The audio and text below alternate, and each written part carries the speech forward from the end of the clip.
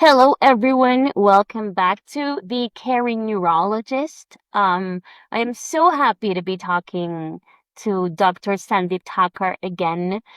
You've been writing a lot. I know many of you have a lot of doubts, and what we're trying to do is go about those doubts in this podcast.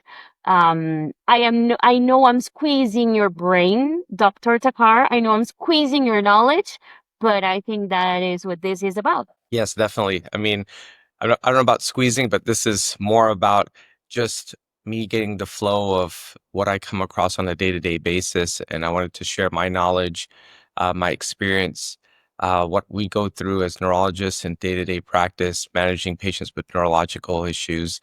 Yeah, it's for me, this is, you have the questions, I'll hopefully have all the answers. I hope I ask the right questions because today's episode is kind of emotional, because it is actually going beyond the tremors and what we've talked about the tremors and the movement disorders. And it's about the emotional impact of Parkinson's and how to humanize Parkinson's, not only as a disease, but try to understand that it is a human being going through that and what they go through. So I'm going to start with my first question, which is most people think of tremors, of course, and stiffness when they hear Parkinson's. But what do people not see? I mean, the emotional, the mental, or social toll of the disease. Let's talk about that a little bit more. Yeah, I think again, thank God we have a lot of time to talk about that aspect because there's going to be more than just what the person goes through, right? It's going to be also what the family goes through. It's their children. So it just depends on each person on their own, how it affects their quality of life at work. So first and foremost, a lot of patients come into clinic, they know something's wrong.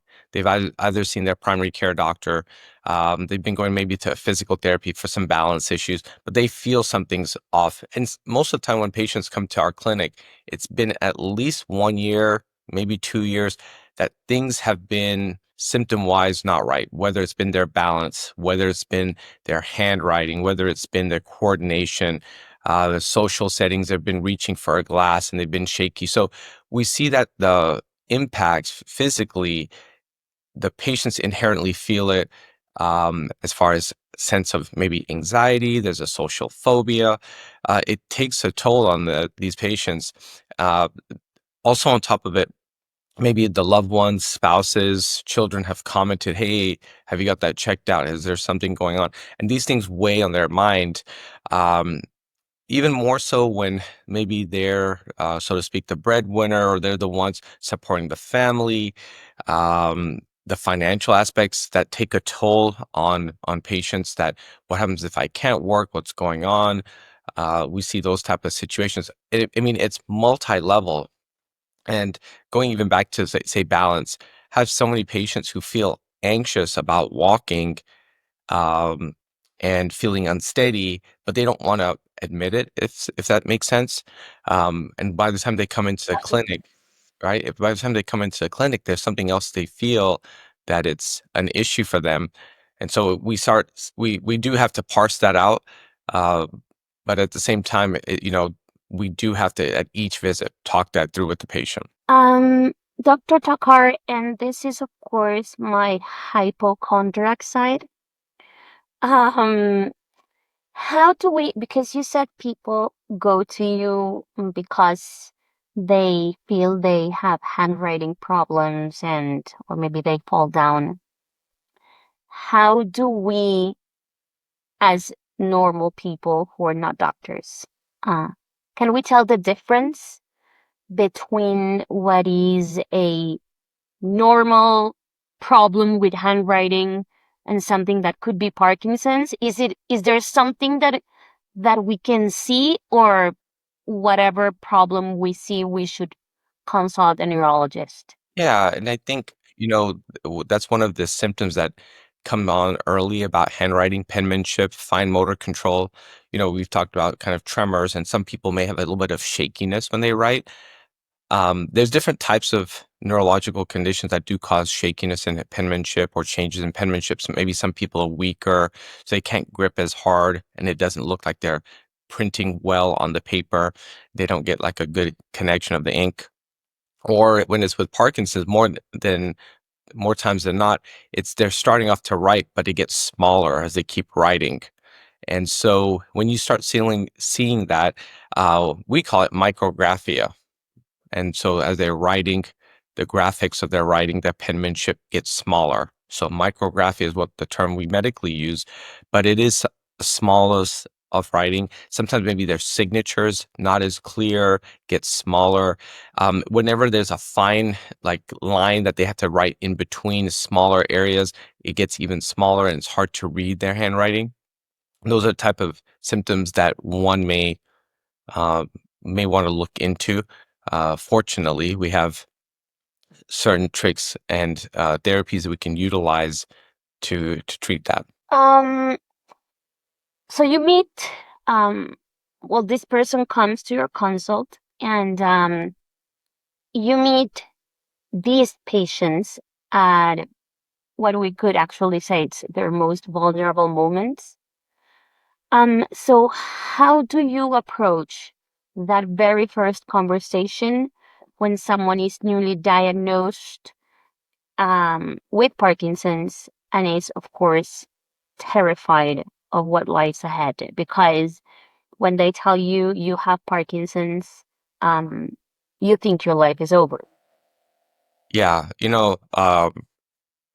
there's this component by way when we're meeting with patients that we hope the consult's just not a one-time visit, and we can continue to build off because there's so much that needs to be understood about the disease state that we can't just give all the information in a 1 hour visit, right? And um, the way medicine is it's even crunching the way we want to be able to take care of patients, and it's sometimes even pushed into a 30-minute visit. And that's just not enough time to go over the diagnosis for us to get to the diagnosis, then to go over the education and counseling of it, let alone the prognosis, which is the long-term aspects of the disease. But first and foremost, I start with why are they here, what they want to get out of the clinic, and what do they think is going on. If I don't have a good sense of knowing what they think is going on, then I don't know how to navigate that discussion emotionally. A good percentage of time when a patient walks in, I can tell they have Parkinson's, but I need to also know their mindset of it. And so, there's certain clinical things that I see, how they're walking, how their strides are, how their tremors are. So then, you get that sense this is Parkinson's. But then as I'm talking with them, I get a sense of how nervous are they? Do they know they have Parkinson's? Does the family member know they have Parkinson's? And I do need to bring it in a very careful way. And as I do make the diagnosis and I'm telling them, based on these symptoms, based on what I'm noticing, um, I let them know through the course of my exam, actually, the neurological exam, and very details of what we call the Unified Parkinson's Rating Scale exam. I end up talking to him like, did you notice how I pointed out this was slower, and then this, when your hand was resting, it was tremoring, or I noticed your eye movements weren't as smooth. Then I'm giving them confidence to let them know that I'm seeing certain findings, that then this is a validated diagnosis. Then I let them know what tests we need to do, if we need to do anything different, what supportive measures of therapy will be needed. But letting them know the diagnosis is not something that you just blurt out, right? You really need to know their mindset. And during our evaluation and questionnaire, we also ask, what do they do for work? What are they finding hard to do at work? So that then I know that, look, you're not alone in this. We have many other, like, say, engineers who have this issue, or we have many other secretaries who have this issue, and we have occupational therapy, and we have physical therapy. We have medicines that are there to support you. We have even surgical options. So I really want to build in what is their mindset when they come in, and then how they are able to then navigate that diagnosis once I tell them. Sometimes, it's as simple as, hey, let's take a break. Let's have a moment. What questions can I ask? Um, for them to kind of let that kind of settle in. Sometimes it's very important to have the spouse there to also bring in their perspective of it, and so it gives the patient some time to think it through. But we also try to make sure we have a connection that they can email us, call us, communicate within the next few days to weeks, and try to have a close follow up as well. Well, you just mentioned the spouse and you had previously mentioned family members. And I'm wondering how important their reaction is as well.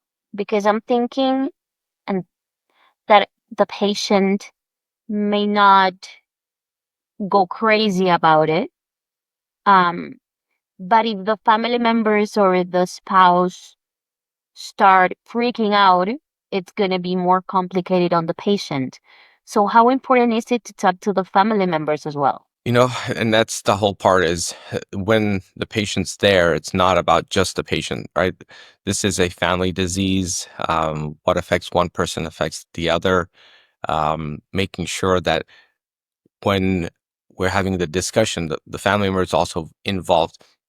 I never start a visit by just walking the patient into the clinic and um, only talking to the patient. Like this has to be a discussion with, "Hey, how are you? Who's this?" And then introduce myself to the wife or the husband, even if the children are there. And during the conversation, they're involved in this. I always ask, like, with the patient, like, if you're noticing these issues, let me get a different perspective as well. And so with Parkinson's, because to get the diagnosis, it's not just what the patient notices, it's also what the family member has noticed over time.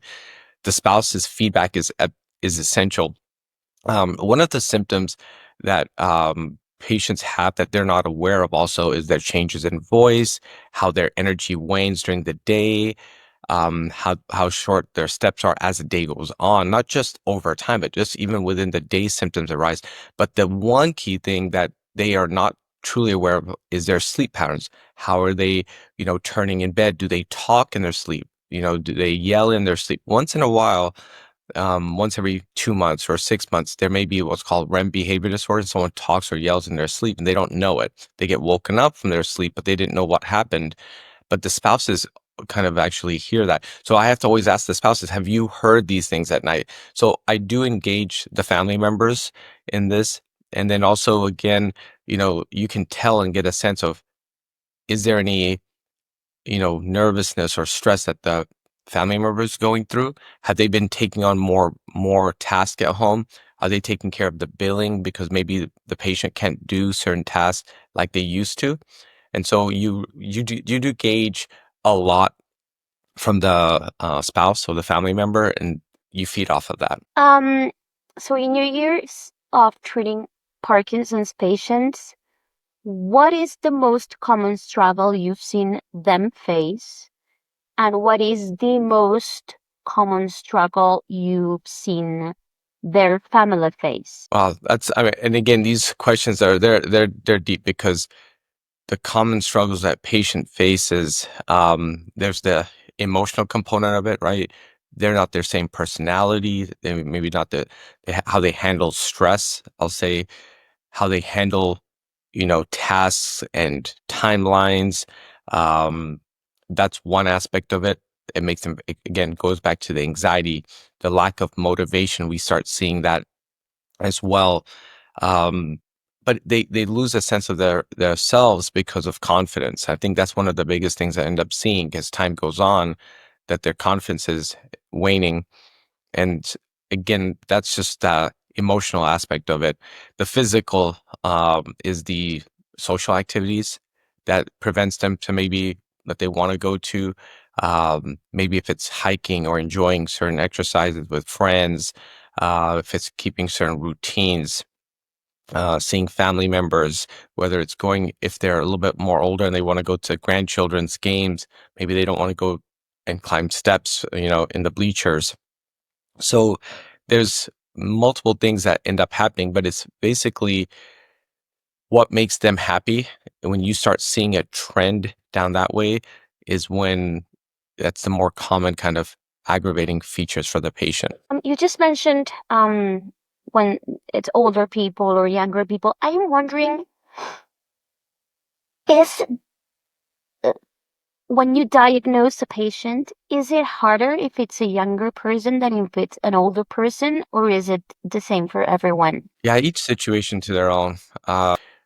You know, maybe if someone like my age, sometimes while I'm talking with them and they're talking about like they have kids, they're talking about, what they're going through in their life is professionally, it hits more of a connection with yours, like myself. But at the same time, like I've had patients in their late 20s who've been diagnosed with Parkinson's early 20s as well. But I had a patient that came to mind who, she was in her later 20s, and I'd seen her right before the pandemic, and I had, felt that she had Parkinson's and she was having certain symptoms, and the workup was very classic for Parkinson's. We ended up doing like a DAT scan, and the scan did show that there was an asymmetry in the brain for dopamine receptors, and it confirmed the diagnosis. And it was, 3 or 4 months of this kind of back and forth follow-ups. And then we lost her for a time period. She didn't come back to the clinic for about 2 years, and then she comes back, and she was dealing with uh, circumstances of at that time actually being engaged, and she didn't know what she wanted to do. She didn't know if she should tell her fiance. And we said, look, you got to be transparent about it. And her fiance was extremely, extremely supportive. They ended up getting married. Then she came back and she's wanting to have kids. And we, talked about that aspect. So that was extremely touching. It was difficult because, you're going through that journey with the patient about not only the diagnosis, but how it impacts her going through the marriage cycle, going through those key things about honesty with the spouse.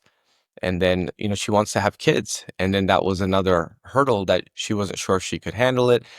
And we were talking about medication management. So it was tough when it came to that regard. Her wanting to believe it, being so young with the diagnosis.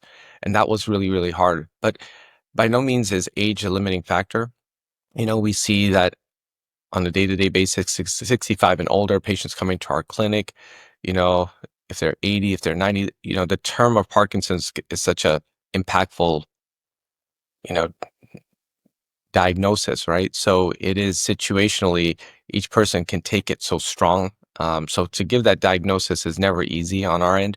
I feel in a way, when I'm also talking to patients, because we can manage the disease, I want to frame it and let them understand that there's medical management, right? There's therapies that we offer, but it's not like ALS when, you only have 6 months to live potentially, or a year to live, and we're limited in that regard. We're not talking about stage 4 cancer where they're on chemotherapy. So I have to frame it to them, each visit, each person differently so that they get a good sense of understanding.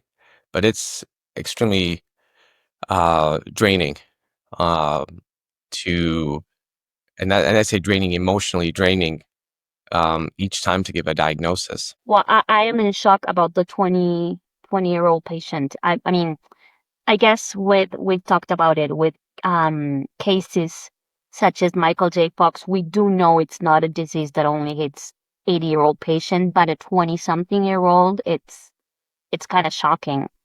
Do you are you in touch with her? Do you know what happened to her? Did she get married? Yeah, I'm very well in touch with her. In fact, I still see her.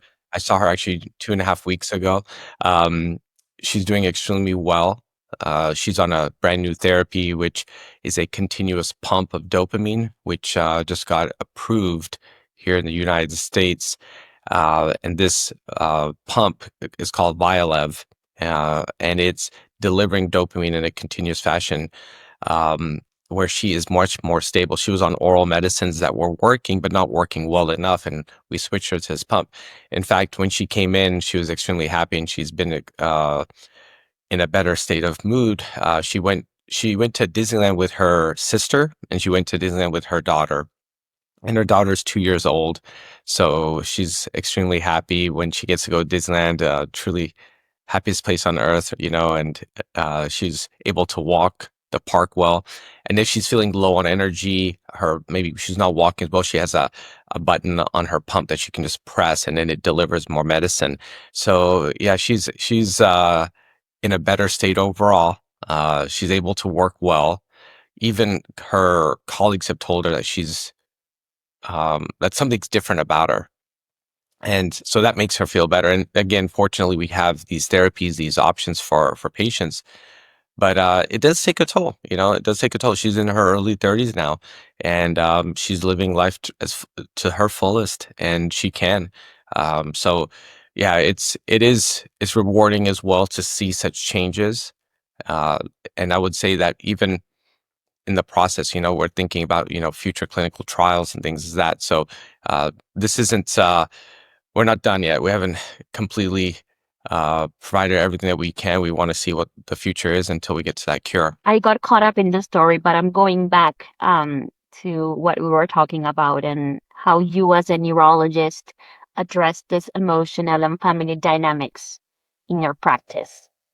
Yeah, one of the things let's go back to this young lady. She when she was early on and she wanted to figure out how to even bring up the diagnosis to her fiance. I mean, we had to bring in her fiance. I mean, he wanted to know more about it, wanted to understand the disease state.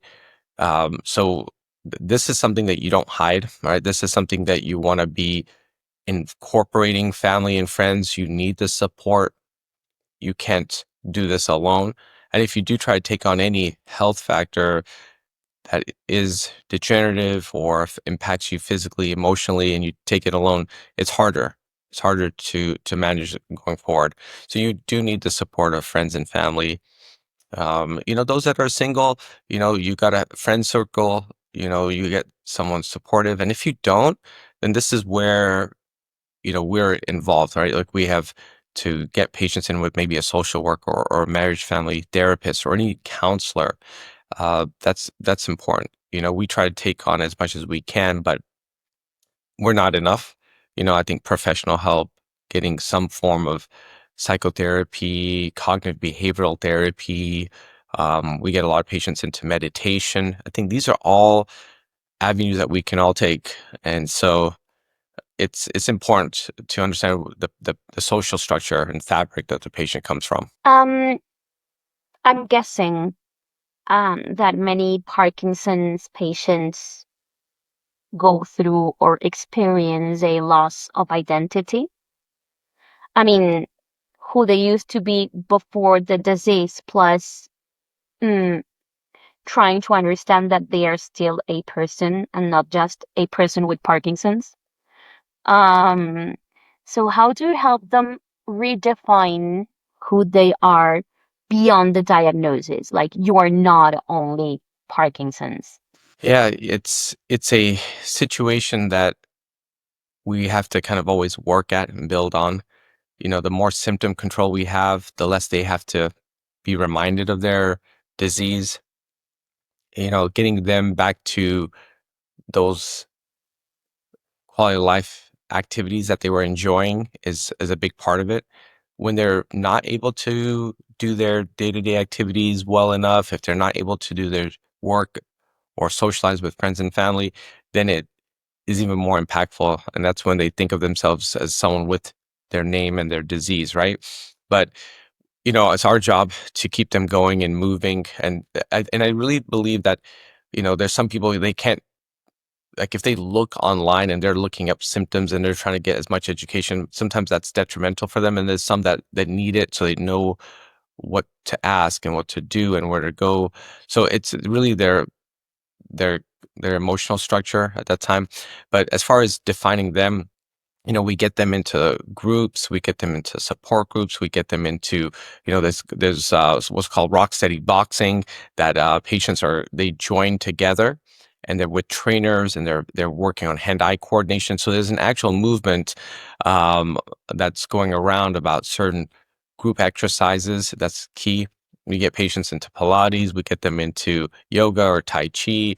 So they're doing exercise with others, and that's another big part of this is exercise really helps their soul It really helps their physical nature.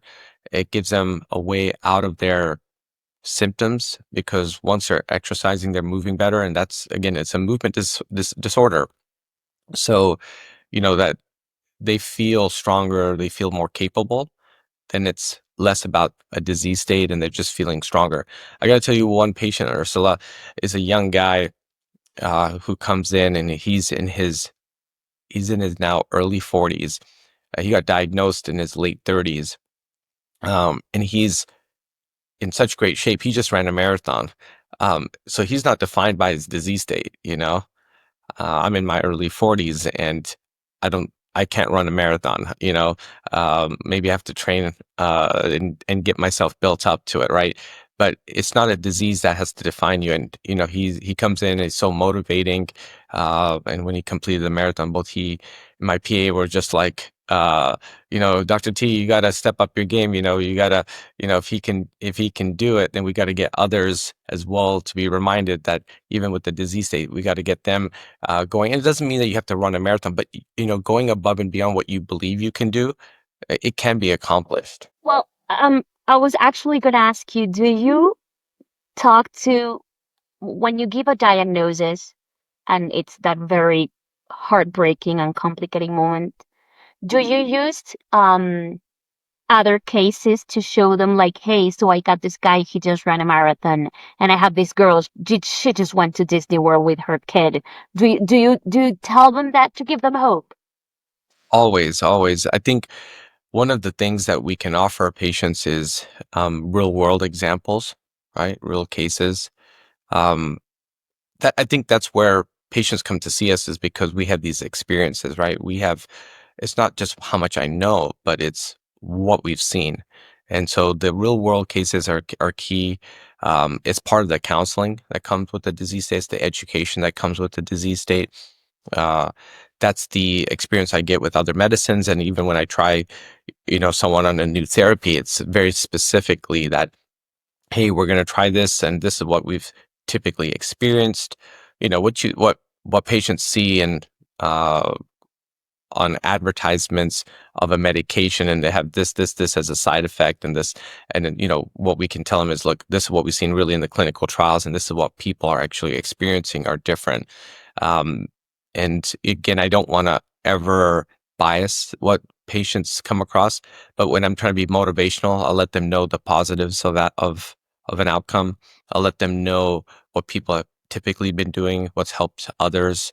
And that's also to the same degree, it's not just for the patients. These are things that I have to tell the spouses. The spouses need to know what others have gone through. The spouses need to keep motivated. And again, going back to, it is a family disease. The spouses need to be as motivated as the patient, because if the spouse is going through depression or anxiety, it doesn't help the patient either. Absolutely. So, of course, uh, even though this is a very hopeful episode, um, I'm aware that Parkinson's can rob people of simple joys like handwriting, smiling, dancing. So we've talked about the marathon guy, we've talked about the Disney woman, but have there been moments in your practice like where you've seen a patient reclaim one of these joys like right in front of you? So, so as far as like the joys, like them telling me about their symptoms and then getting better, you know, on some form of a like daily basis, right? Like, and by the way, when I get a positive story from someone, it's like I hold on to it, like I grasp it, because it's very taxing, to be a neurologist itself. Um, Giving a diagnosis isn't like at all a joy uh, when it's something that's neurodegenerative. So when we do tack on and get a story of someone's doing great, I mean, like when I heard about her enjoying Disneyland, I mean, I remember myself going to Disney and having a great weekend with the family. It's the same thing. You get this joy, and you kind of put yourself in their shoes. But there was a patient who's in his 80s, and this is a guy who skied the majority of his adult life, and he had a brain stimulator. We put in a deep brain stimulator, and we've programmed it, and he was shaking a lot less, and he really wanted to go skiing. And he's in his 80s, and I'm like, if you fall, you get hurt, and the lead gets in any way damaged or pulled, then there's some surgical complications. He said, look, I really want to ski. I know I can ski. And I'm like, okay, well, like, let's start off with the bunny slopes. Let's make sure. And I mean, he's a well qualified skier. He's been doing it for a long time. So let's not do any diamonds, any black diamonds especially, and things like that. So he said, okay, I'll start off slow. And it had been years since he had skied because of the brain stimulator being implanted. So we said, okay, like, and he felt confident. His balance has been good. So he comes back, 3 months later, and he brings in a picture of himself at the top of the mountain with his skis and his ski poles. And he gives me his picture, and he says, see, I accomplished it. I did it. And it was great. It was awesome to uh, not only to get the picture because he wanted to show the excitement of that he did it, but it was more about, that we did it together, as well. We got him to that level. The meds were working. We had to time out how he takes his medicines when he goes skiing. We had to make sure the settings for his deep brain stimulator were right. So it's very rewarding, and to go through this journey with, like, our friends. Our patients become our family. And I always have a saying that I tell them. I said, when you come into that door, you're my responsibility too. So it's amazing to see what people can do and how they accomplish it. I was actually gonna say, I was thinking about it while you were talking, that this must be very emotionally draining for you as a person as well, because you're not only a doctor, you're a person. You know about these people, you know their family, you know their lives.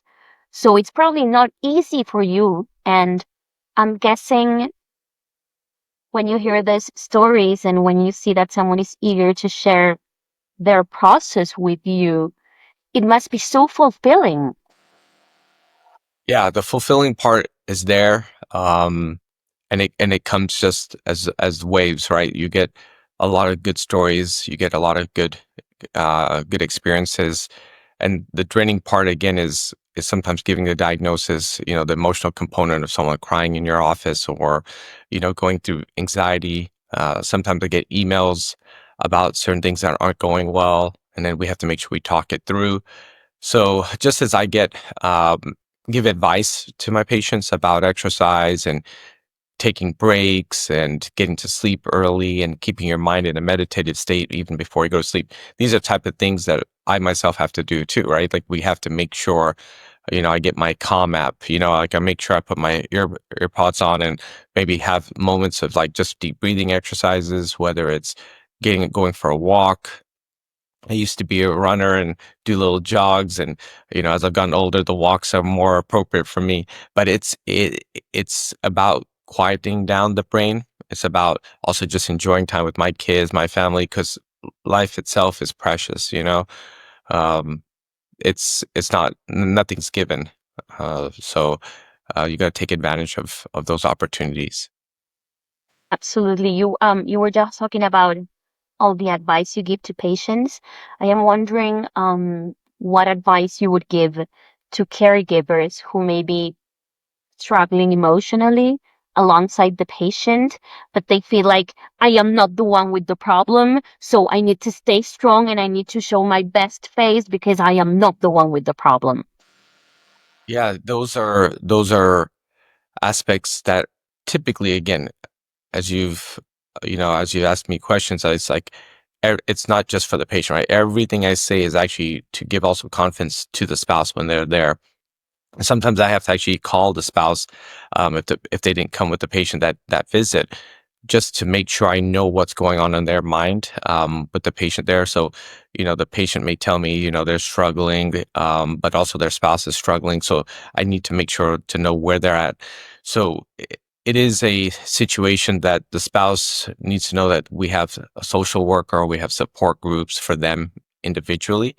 That's an important thing in our area. We try to seek out where we can get uh, guidance for the spouse. For instance, in the anonymous state too. Sometimes the spouse wants to, go online and they'll do virtual kind of counseling.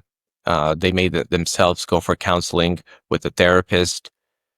Sometimes the regard of what they need to do is that they may need to take respite care. Sometimes the patient themselves are not safe to be at home, and so they may go to some form of assisted living for a short period, and the spouse may still take breaks with friends or family. Like, we have many times where the patient themselves can't travel, and maybe they're at home and they may get a nurse or some family will watch them over while the spouse may go to a family wedding. Like, we've had many times where their grandchildren are getting married, and the travel is more than 3-4 time zones, and so the spouse may have to go and then we have to again try to help support to make sure that what's safe for the patient as well. And if we do have to help guide and make sure that the patient's going there as well, but does the spouse have all the supportive needs, and so we have to counsel accordingly, but the spouse does need to take their breaks, and they have to be themselves human as well.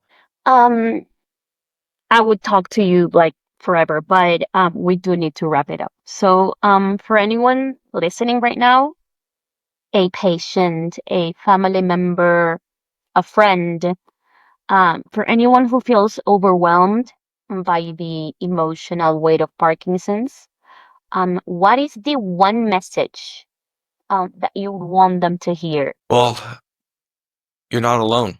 It's straightforward. You're not alone. You don't take this journey on by yourself. You can be a remarkable person, remarkable professional, but this disease is a disease, again, we've talked about it, of a decade, a disease of decades. It can take emotional toll on you. Um, Go along this journey with a helping hand. It's okay to ask for help. It's okay to understand that help is there and around the corner. So you never have to do this alone. Talk with your doctor, talk to your neurologist, ask for what other supportive measures are there to obtain. And again, we're well trained. We are there to give guidance, and it's not about just giving a prescription or samples, right? It's really about that supportive need. So, take this as a team approach always. You're never alone. Dr. Takar, thank you so much for this episode. I'm pretty sure it's been very uplifting for a lot of people that are going through a very hard moment right now. Um, as always, as I usually tell you, I am honored to be doing this. I am looking forward to our 5th episode. And thank you so much for everything you do. Thank you.